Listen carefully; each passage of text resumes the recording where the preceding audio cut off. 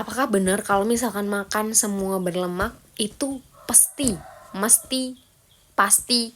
menghasilkan batu empedu? Ya nggak semuanya sih, justru ada beberapa lemak yang dia itu bagus untuk si kantong empedu. Gini, faktanya apa? Faktanya tubuh itu butuh lemak sehat.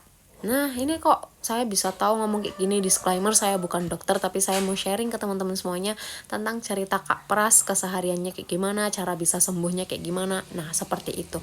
Nah, nanti untuk info-info selanjutnya mungkin teman-teman bisa follow untuk cerita-cerita dan apa pantangan atau apapun seputar batu empedu.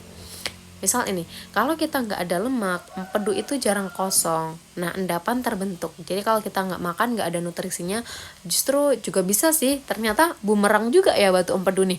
Dia nggak makan salah, makan juga salah, ya kan? Nah, akhirnya apa? Ternyata butuh lemak sehat.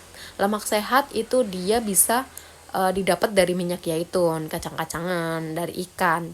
Nah, ternyata yang bahaya itu adalah lemak trans atau lemak yang tidak sehat. Ditemuin di mana?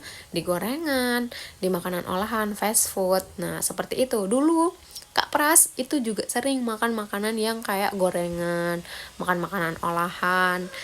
Jadi gorengan itu apa ya? Melebihi batas, melebihi kapasitas. Kalau misalkan sehari kita cuman dibolehin 1 atau 2, dia lebih 3 kali lipat bahkan.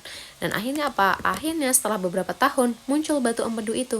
Batu empedunya nggak diundang, tapi dia datang sendiri. Beda sama jalangkung. Nah, dia datang sendiri karena waktu itu benar-benar di OSG sakit perut kan.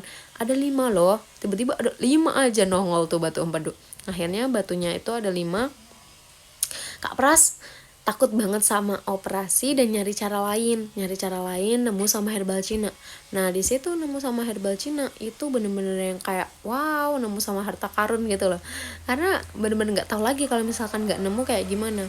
Karena setelah nemu itu 1 bulan konsumsi, mualnya udah jarang, terus nyeri di bagian kantong empedunya udah bener-bener nggak ada, dan akhirnya diterusin 2 bulan konsumsi kurang lebih, bener-bener yang kayak wow, ada efek positifnya. Karena di USG batu empedunya udah nggak ada dan benar-benar udah sama dokter udah dinyatakan sembuh, dan saya pun lihat sendiri hasil USG-nya. Ya kalau saya mikir kalau Kak Pras aja bisa sembuh dari batu empedu, teman-teman juga bisa sembuh dari batu empedu. Yang penting jaga pola makan dan konsisten.